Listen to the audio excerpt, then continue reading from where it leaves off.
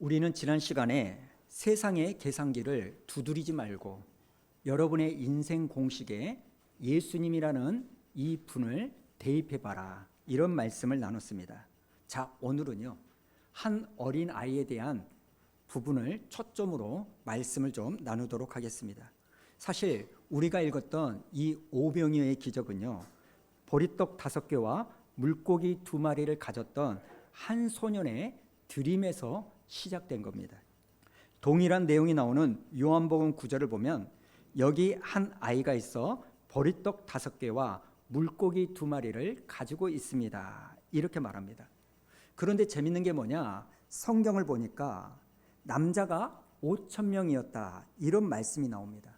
여러분, 이 남자가 5,000명이었다는 이 말씀은 그 당시 유대인들은요, 숫자를 셀 때 남자만 셌습니다. 그러니까 여기에 있는 5,000명이라는 숫자는요, 여자와 어린아이가 포함되지 않는 숫자라는 거예요. 그래서 여자와 어린아이까지 포함시키면 그 들판에는 2만 명 이상의 사람들이 모여 있었습니다. 그런데 여러분, 특이한 게 뭔지 아십니까? 오늘 이 오병이어의 기적이 어디에서부터 시작되었냐? 그들이 그렇게 무시하던, 숫자에 포함시키지 않았던 한 아이로부터 시작된 겁니다. 그러니까 예수님의 놀라운 쓰임의 통로가 뭐냐? 대단할 것이 없는, 심지어 무시를 받기까지 하는 이 소년이었다는 거예요. 그리고 또 대단히 크게 보이지 않는 보리떡 5개와 평범하기 그지없는 작은 물고기로 이러한 놀라운 역사가 일어난 겁니다. 그런데 평범하고 무시를 당하던 이 소년이 또 대단할 게 없는 이 음식이 주님 손에 딱 올려진 순간 놀라운 역사의 재료가 되더라는 겁니다. 사랑 여러분, 여러분도 마찬가지입니다. 평범한 저와 여러분도 여러분의 삶을 주님 손에 올려드리면 여러분의 삶을 통하여 하나님이 역사하실 줄로 믿습니다. 구약에 나오는 열왕기하 4장을 보면 한 과부가 엘리사라는 선지자를 찾아옵니다. 왜 찾아왔느냐? 갑자기 자기의 남편이 죽어버리니까 과부가 된 거예요. 그런데 과부가 된 것도 너무나 서러운데 빚쟁이가 찾아와서 네 남편이 졌던 빚을 갚으라는 거예요. 근데 갚을 돈이 없는 거예요. 그러니까 빚쟁이들이 뭐라고 말하냐? 돈을 못 갚는다고? 그럼 너에게 있는 2 아들을 우리가 종으로 데리고 가겠다. 이 딱한 사정을 엘리사에게 찾아와서 말을 하는 겁니다. 그 이야기를 들은 엘리사가 뭐라고 말하냐? 지금 너희 집에 뭐가 있느냐? 이렇게 물어보는 거예요. 자, 열왕기하 4장 2절 우리 한번 읽어볼까요? 시작. 엘리사가 그에게 이르되 내가 너를 위하여 어떻게 하랴? 네 집에 무엇이 있는지 내게 말하라. 그가 이르되 계집종의 집에 기름 한 그릇 외에는 아무것도 없나이다. 여러분, 여기에 나오는 엘리사의 첫 마디가 굉장히 중요합니다. 그래? 네 집에 지금 뭐가 있니? 여러분, 이게 뭘 의미할까요? 우리 하나님은요, 일을 하실 때 항상 저와 여러분이 가지고 있는 것을 통하여 일을 하신다는 것을 기억하시기 바랍니다. 그리고 엘리사는요, 이 기름 한 그릇으로 엄청난 일을 이루어내는 거예요. 엘리사가 그 여자에게 뭐라고 말하냐? 너는 밖으로 가서 이웃 사람들에게 빌릴 수 있는 모든 그릇은 빌려오라는 거예요. 그리고 그 다음에 그 여자가 빌려온 그 그릇에다가 그 여자가 딱 하나 가지고 있는 기름 한 병을요, 계속 부으라고 말합니다. 그러자 이 기름이 떨어집니까? 안 떨어집니까? 안 떨어져요. 너무나 신기하게도 부어도 계속 기름이 부어지는 겁니다. 여러분, 아마도 오병이어의 기적이 이런 식이었을 거예요. 분명히 떡을 주님의 말씀에 따라서 떼어줬음에도 불구하고 이 떡이 또 있는 거예요. 떼어줘도 물고기를 나누어줘도 계속 물고기가 나오는 겁니다. 여러분, 엘리사가요, 했던 말처럼 그 빌린 그릇에 기름을 부어가지고 지금 빌려온 그릇이 다 차니까 엘리사가 뭐라고 말하냐? 이 기름을 팔아서 빚을 갚고 남은 것으로 네 아들과 생활비로 쓰라고 말합니다. 여러분, 지금 이 과부는요, 자기 집안에 문제 해결의 열쇠가 있다는 것을 알지 못했습니다. 그런데 우리는요, 이미 내가 가지고 있는 것에는 집중하지 못하고 그냥 하늘에서 무슨 특별한 기적이 일어나기를 원한다는 겁니다. 열왕기하 4장 2절을 다시 한번 보여주십시오. 여기에 보면 엘리사가 너의 집에 뭐가 있니? 이렇게 물으니까요, 과부가 뭐라고 말합니까? 기름 한 그릇 외에는 아무것도 없습니다. 여러분, 그냥 우리 집에 기름 한 병 있습니다 이러면 되잖아요. 그런데 이 과부는요, 아무것도 없다는 것에 강조를 두고 말하는 거예요. 사실 이 화법이요, 꼭 우리들이 말하는 화법과 똑같지 않습니까? 우리는 자꾸 있는 것보다는 없는 것에 자꾸 집중을 합니다. 그래서 우리는 항상 이런 말이에요. 기름 한 병 외에 내가 가지고 있는 것은 아무것도 없습니다. 요한복음에 나오는 가나 혼인잔치도 마찬가지입니다. 여러분, 이 결혼식에 아주 중요한 포도주가 떨어져 버립니다. 자, 그렇다면 이 포도주가 떨어진 이 문제를 어떻게 해결할 것인가? 예수님은 하인들에게 항아리에 물을 가득 채우라고 말합니다. 그리고 그 채운 물을 떠다가 연회장에 가져다 주라고 말하는 거예요.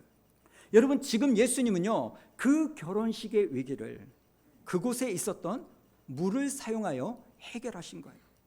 지금 예수님은요, 그들에게 없는 걸 가지고 문제를 해결한 게 아니라 이미 그곳에 있는 것을 가지고 문제를 풀어가시는 겁니다.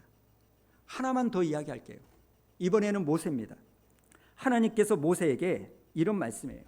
모세야, 너는 지금 애굽으로 가서 내 백성을 구원해라. 그러자 모세가 뭐라고 말합니까? 하나님, 그 말씀 언제 하실지 제가 목이 빠져라 기다렸습니다. 이렇게 말하지 않고 나는 못합니다. 거절하는 거예요. 왜요? 하나님, 지금 내 나이가 80이 넘었습니다. 그리고 말도 잘하지 못하고, 하나님, 저는 애굽 사람을 죽여버린 살인자의 전과가 있습니다. 그래서 모세는요, 보낼 만한 자를 보내십시오. 이렇게 말하는 거예요. 그러자 하나님께서 모세에게 물어보십니다. 모세야, 지금 네가 들고 있는 게 도대체 뭐냐? 자, 출애굽기 4장 2절 우리 한번 읽어볼까요? 시작. 여호와께서 그에게 이르시되 네 손에 있는 것이 무엇이냐? 그가 이르되 지팡이니이다. 여러분, 모세가 들고 있던 이 지팡이는요, 지난 광야에서 모세가 40년 동안 양을 칠 때 사용하던 지팡이입니다. 이미 40년 동안 모세가 가지고 사용해가지고 닳고 닳았던 지팡이입니다. 그런데 나중에 이 지팡이가 어떠한 능력을 발휘합니까? 이 지팡이를 들고 하늘을 향하여 내밀었더니 하늘에서 우박이 떨어지고요, 땅을 향하여 내밀었더니 바람이 불어 메뚜기 떼가 몰려들고요, 홍해 바다를 향하여 이 지팡이를 내밀었더니 그 바다가 갈라지고, 반석을 이 지팡이로 쳤더니 거기에서 물이 솟아나는 겁니다. 여러분, 이 지팡이는요, 이미 모세가 가지고 있었던 지팡이입니다. 모세에게는 너무나 익숙한 지팡이에요. 그런데 이 지팡이가 이런 쓸모가 있는 지팡이라는 것을 모세만 몰랐던 겁니다.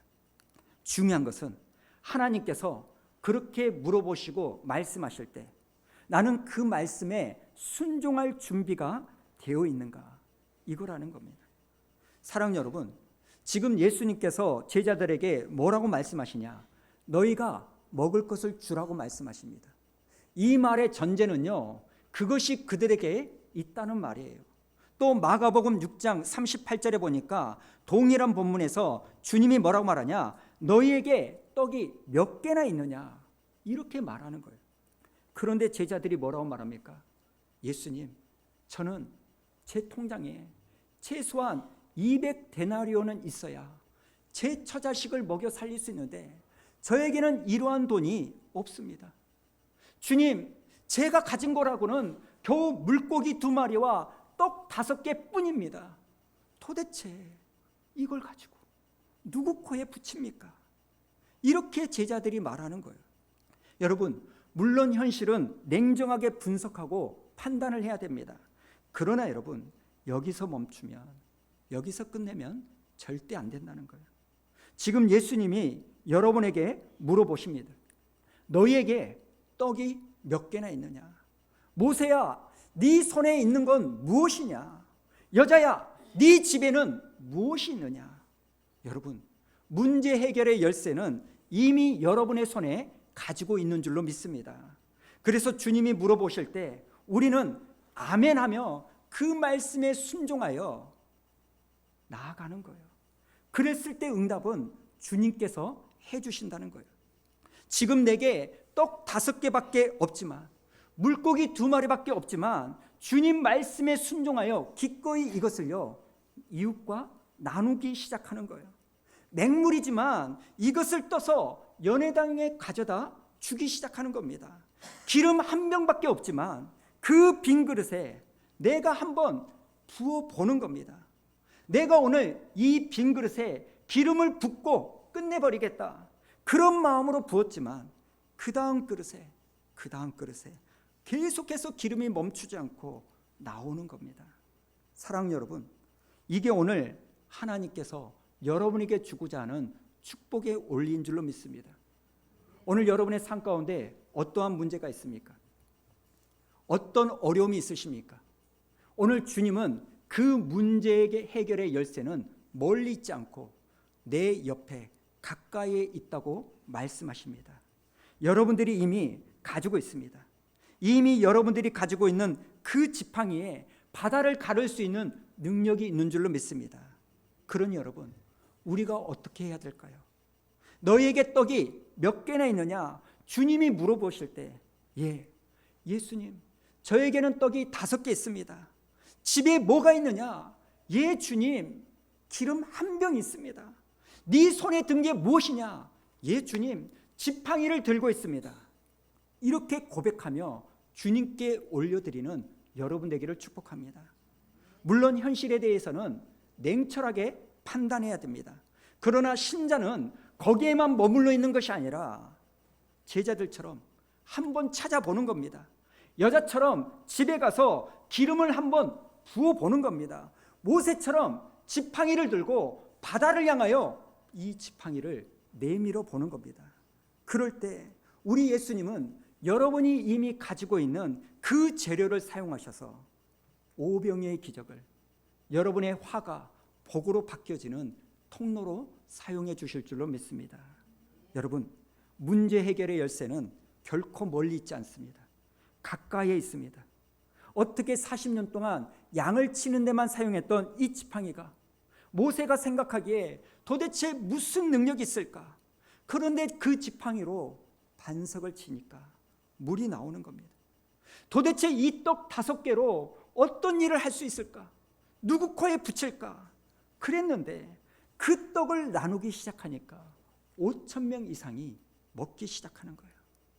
사랑 여러분, 여러분의 삶을 한번 돌아보십시오. 지금까지 여러분께서 세상적인 계산기를 잘 두드려 봤지만 여러분의 삶은 어떻습니까? 세상적으로 잘 살지도 못하고, 그렇다고 신앙적으로 잘 되지 못하는, 이러지도 못하고 저러지도 못한 그러한 삶을 살지 마시고, 여러분이 가지고 있는 것이 무엇이든지 간에 오늘 하나님께서 말씀하실 때 그것을 하나님의 영광을 위하여 믿음으로 올려드려 여러분의 삶에서 단 한 번이라도 하나님 없이는 설명할 수 없는 이 오병이어의 풍성한 응답을 경험하는 여러분 되기를 축복합니다. 그리고 또 하나, 우리는 항상 하나님의 일을 하려고 하면, 하나님께 쓰임 받으려고 하면, 내가 뭔가 하나님께 응답을 받으려고 하면 나는 똑똑하고 부자여야 되고 가진 게 많아야 되고 내가 잘 되는 삶을 살아야 하나님께 응답을 받고 쓰임 받을 수 있다고 생각합니다. 그러나 여러분, 우리 하나님은요, 저와 여러분이 아무리 똑똑한들, 내가 아무리 많이 가지고 있은들 그걸 가지고 쓰지는 않으십니다. 오늘 이 아이처럼 똑똑하지 못한다 할지라도 자기의 것을, 자기의 시간과 에너지와 물질을 하나님께 드릴 줄 아는 자를 사용하신 줄로 믿습니다. 가만히 저를 되돌아보면 사실 저도 오늘 이 아이처럼 단 한 번도요 아까워하지 않고 저의 시간과 에너지와 물질을 하나님께 드렸던 헌신의 시간이 있었습니다. 심지어 제가 결혼해서 신혼임에도 불구하고요 신혼 5년 동안 여러분 평일 밤 10시 전에 집에 들어가 본 적이 거의 없습니다. 토요일 날은요 밤 12시 1시 넘어서 지난 5년 동안 들어갔어요. 지금 생각해 보면 그때 제 아내가 바가지 긁지 않고 쫓아내지 않은 것이 너무나 고맙더라고요. 여러분, 저는 그때 청년부 전도사였고 교회 관리집사 역할을 했고요 새벽기도 운전기사 역할을 했습니다. 또 아이들을 가르치는 교사도 했고요 교회에 무슨 일이 있으면 노가대꾼으로 모든 것을 다 했던 사람입니다. 그런데 여러분, 단 한 번도요 왜 나만 이런 일을 해야 되지? 왜 다른 사람들은 토요일 날 8시, 7시면 집에 가는데 나는 왜 12시, 1시까지 교회에 있어야 되지? 이런 원망과 계산을 하지 않고 새벽부터 밤 늦게까지 교회를 섬겼습니다. 여러분, 제가요 지금 자랑하고 싶어서 이런 말을 하는 게 아닙니다. 오늘 여러분에게 제가 드리고 싶은 말씀은 이겁니다. 제가 그때 계산하지 않고 교회를 섬기고 내가 하나님께 시간과 물질과 에너지를 드렸는데 지금 돌아보니까 하나님이 그때 저의 그 드림을 받으시고 지금의 제가 있도록 만들어 주셨다는 거예요. 여러분, 수원 우리 교회는요 분명히 제가 먼저 시작했습니다. 그러나 우리 교회가 여기까지 올 수 있었던 이유는요 그때 그런 저의 모습을 그 교회 몇몇 분들이 유심히 지켜보시고 제가 교회를 개척한다고 하니까 그분들이 그 교회를 떠나서 기꺼이 우리 교회에 와서 저와 함께 해 주셨기 때문에 지금의 제가 있었다고 생각하는 거예요. 이런 점에서 우리 교회 청년들에게 좀 주저스럽지만 권면의 말씀을 드립니다. 지금 여러분의 진로가 생각처럼 열리지 않습니까? 내가 진로를 준비하는데 내가 사회생활 하는데 잘 열리지 않고 일주일이 지나가고 한 달이 지나가고 6개월이 지나가고 1년이 지나가고 계십니까? 여러분, 그럼 한번 여러분의 시간을 한 6개월이나 1년 정도 전적으로 교회를 섬기는데 여러분의 시간을 하나님께 드려보면 어떨까요? 제가 여러분에게 무슨 일을 시키려고 그런 말씀을 드리는 게 아닙니다. 여러분이 아시다시피 저는 그런 류의 이야기를 좋아하지 않습니다. 그러나 제가 이번 한 주 동안 말씀을 준비하면서 생각과 기도 가운데 이게 계속 떠오르며 기도가 되는 거예요. 제가 우리 청년들 사랑하기 때문에 악담을 하는 것이 아니라 어차피 여러분의 시간이 흘러간다면 그 시간을 하나님을 섬기고 교회를 섬기는 시간으로 하나님께 드려보시기 바랍니다. 여러분, 오늘 말씀에서요 가장 복을 받은 사람이 누군지 아십니까? 물고기와 떡을 드린 어린아이 한 소년이었습니다.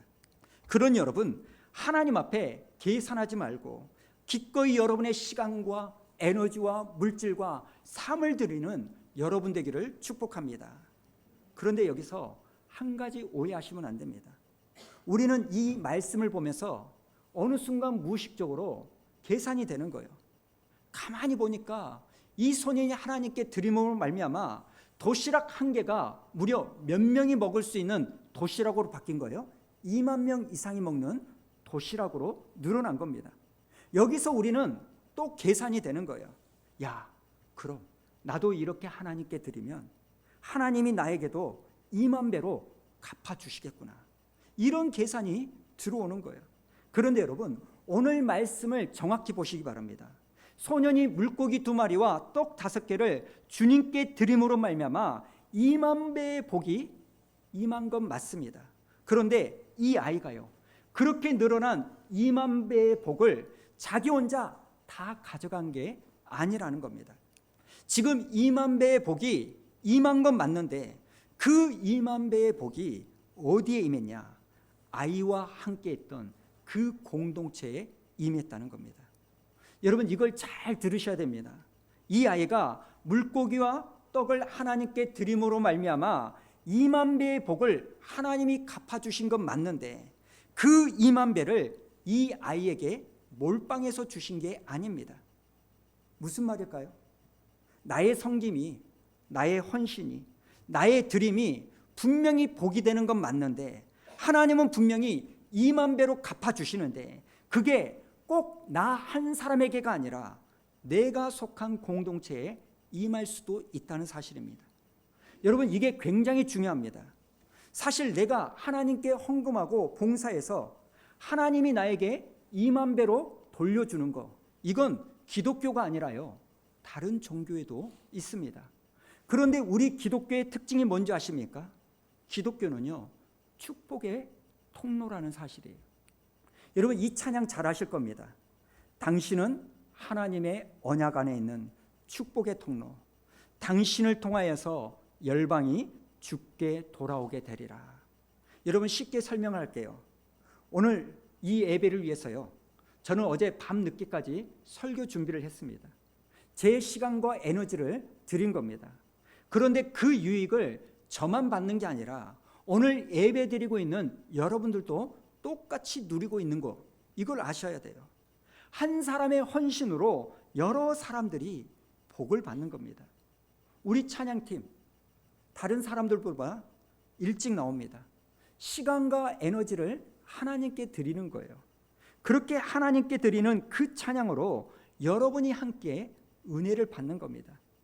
오늘 누군가는 지금 저 주방에서 여러분의 친교를 위하여 식당 봉사하며 헌신하는 분이 계십니다. 근데 그분들이 자기들이 만든 밥을 자기 혼자 먹는 것으로 끝나는 것이 아니라 여러분과 함께 그 식사를 나누는 거예요. 여러분, 저분들의 헌신이 우리 공동체와 함께 나누는 거예요. 헌금도 마찬가지 아닙니까? 여러분이 드리는 이 헌금, 그것으로 제가 사례비를 받고 생활을 합니다. 또 교회에 필요한 곳으로 이 물질이 흘러가는 통로가 되는 거예요. 물론 이 소년도 복을 받습니다. 분명히 자기가 드린 것보다 훨씬 더 많이 먹었을 겁니다. 왜냐하면 성경을 가만히 보면 모든 사람이 다 배불리 먹고 몇 광주리가 남았어요? 12광주리가 남았다는 거예요. 그러니까 이 아이도요, 자기가 드린 것보다 훨씬 더 많이 먹었을 거예요. 여러분, 우리 하나님은요, 분명한 게 뭔지 아십니까? 내가 드린 것보다 훨씬 더 많은 것을 주신다는 사실입니다. 그런데 여러분, 내가 그 2,000명의 것을 나 혼자 다 먹는 것이 아니라 그 2만 명의 것을 나누어 먹는 것을 하나님이 더 기뻐하신 줄로 믿습니다. 사랑하는 여러분, 오늘 말씀 가운데 두 가지를 기억하셨으면 좋겠습니다. 주님은 오늘 여러분에게 묻습니다. 너에게 떡이 몇 개나 있느냐? 네 손에 든 게 무엇이냐? 너희 집에 뭐가 있느냐? 문제 해결의 열쇠는 멀리 있지 않고 가까이 있습니다. 한번 생각해 보는 겁니다. 내가 가진 게 뭐지? 내 손에 든 게 뭐지? 나는 도대체 뭘 가지고 있을까? 이걸 생각하고 이걸 주님께 올려드릴 때 그 배고픔의 현장은 배부름의 기적의 현장으로 바뀌어질 겁니다. 오늘 분명한 것은 여러분의 결핍과 여러분의 부족은 하나님이 여러분을 사랑하지 않아서 허락하신 게 아닙니다. 그 결핍을 통하여 하나님을 바라보기를 원하시고, 그 결핍을 통하여 하나님을 찾기를 원하시고, 그 결핍을 통하여 내가 가진 것이 얼마나 귀한 것임을 알게 해서 그것을 주님께 올려드림으로 내 삶의 필요가 나의 노력과 나의 열심으로 채워지는 것이 아니라 하나님의 도우심으로 이루어지는 것을 알도록 하기 위함이라면, 사랑하는 여러분, 물론 우리가 열심을 내야 되는 거 맞지만 여러분, 나만 열심히 내려고 하지 마시고 주님께 그 문제를 드리는 여러분 되기를 축복합니다. 그러면 하나님은 여러분의 그 작은 드림을 통하여 여러분만 배불리 먹고 끝나는 것이 아니라 여러분의 가정과 여러분의 자녀와 여러분의 직장과 여러분의 이 교회가 복된 공동체가 되도록 만들어 주실 줄로 믿습니다.